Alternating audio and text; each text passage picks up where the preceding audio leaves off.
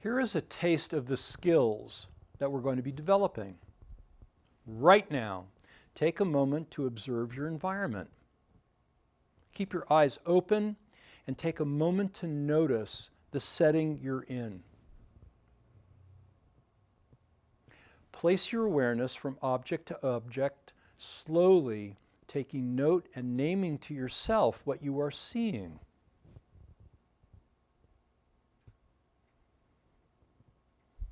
From object to object. Like I'm looking at a clock, I'm looking at a light. Just become very aware of the object that you're looking at and name what you're seeing. Stop now. How does that impact your sense of being in present time as compared to thinking ahead or remembering the past? Do you feel more engaged in the now? How do you cope with this skills gap? We'll begin by asking, what does it take to bridge the gap? There are 4 areas that I'd like to direct your attention to. These 4 areas are what I call K.A.T.S. K-A-T-S. The acronym stands for know-how. You do need the right information. Attitude, the right mindset. Tools, the job aids that make you more effective and efficient.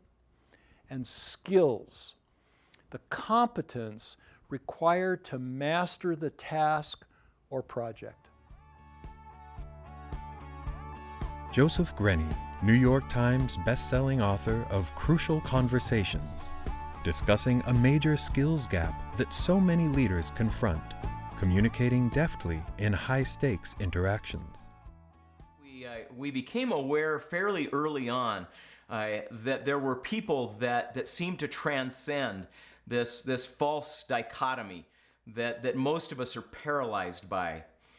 We came to discover that from the time you and I are very young, we start to draw a damnable conclusion.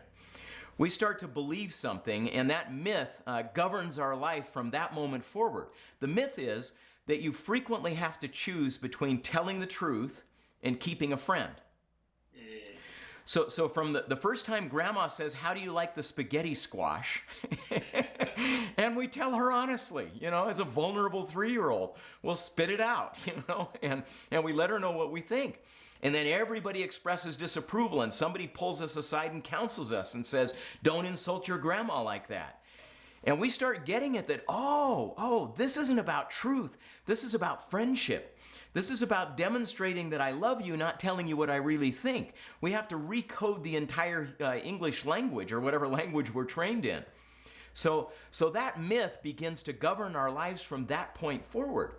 In our research, we found that there were people, number 1, who didn't seem to believe that, and number 2, generated evidence that it wasn't true. So we watched people in the midst of highly politicized situations who had this magnificent capability of expressing what they thought, but in a way that didn't diminish anybody else, that in fact expressed compassion and respect for them simultaneously. And so we started asking, is that a repeatable performance? I mean, is that just a one-off thing, or is that something these people can do time and again? And if so, how do they do that? And that began our research into Crucial Conversations. So piece 1 was recognizing the incredible price we pay for the fact that truth can't speak to power in most organizations, and that truth can't speak to love in most relationships. And having recognized that was where most of the mischief began, we found these positive deviants, these people that deviate from the norm in a wonderfully positive direction, and began saying, how do they get there? What changes in their motives? What changes in their emotions? What changes inside? And then what has to happen outside to make it inviting and disarming for others as well? In addition to cultivating healthy relationships, successful leaders must be adept decision makers. Jutta Tobias, a lecturer at Cranfield University's School of Management in the UK, where her research focuses on mindfulness and performance, explains the connection between stress management and decision making. The first first level of mindfulness practice or training that is most popular in the world of business is the stress management practice. And so mindfulness practice helps people reduce stress and helps people get over this more and more intensive fight or flight mode that's actually becoming more prevalent. So the research that I always quote is children's stress levels nowadays are 1 standard deviation higher than they were 15 years ago. And 1 standard deviation is effectively equivalent to a generational shift, and that's a lot. And let's not discuss why this is. The world has become more a VUCA world, a volatile, uncertain, complex, ambiguous world for lots of reasons. It is a fact, it's a reality. So mindfulness helps people calm down and lower their stress, fight or flight response. But that's only the first level.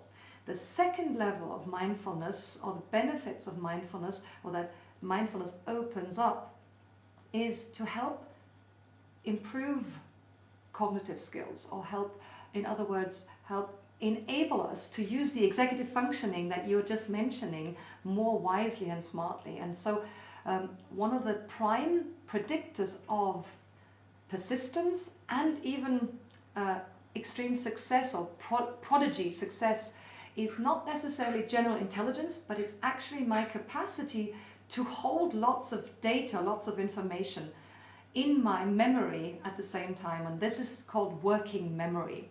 And so researchers have found that several things predict extreme success, and that's relevant for leaders. But the one thing that consistently predicts extreme high levels of achievements is a high level of working memory capacity. And it's perhaps easiest to explain working memory by looking at our computers here. So my working memory is equivalent to the RAM, the random access memory that we have in our computers. The more we have, the better, and the faster the computer can process lots of information. So the equivalent is true for me and my working memory. And so my ability to hold complex, different types of information in my head simultaneously predicts how wisely or smartly I make decisions in organizations. And that's the second level. And let me just come back to the first level. The first level is I need to be relaxed. I need to allow all the thoughts and emotions in the room to actually be present. That's the stress management level. But the next level of mindfulness enabler is to enable me to actually be open to have all this information there and take it in. And in my research at Cranfield, with my executives, I found that practicing mindfulness for short periods of time, and I'm talking about literally 6 hours of mindfulness practice for 3 weeks, significantly increases my executive students' working memory score. So this is something you can measure quite objectively. And I am very keen on objective external measurements as opposed to self-evaluations. And so what we found is that mindfulness practice not only lowers people's stress levels, but it actually increases their capacity to hold information in their head as opposed to forgetting it. And that then helps them make better decisions. And that's more research that my colleagues have done on decision making and how mindfulness helps with that.